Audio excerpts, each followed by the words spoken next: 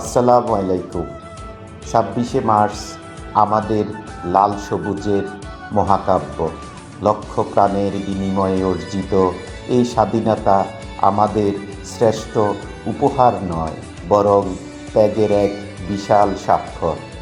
আজ সেই সব বীর সন্তানদের গভীর শ্রদ্ধার সাথে স্মরণ করি, যাদের রক্তে রঞ্জিত হয়ে আমরা পেয়েছি বিশ্বের কাছে মাথা উঁচু করে দাঁড়ানোর অধিকার।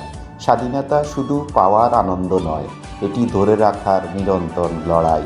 আসুন আজকের এই দিনে শপথ নিই, আমরা আমাদের মেধা, শ্রম, সততা দিয়ে গড়ে তুলব নতুন স্বপ্নের বাংলাদেশ।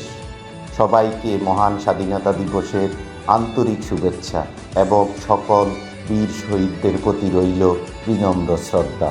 ভালো থাকবেন সকলে। আল্লাহ হাফেজ।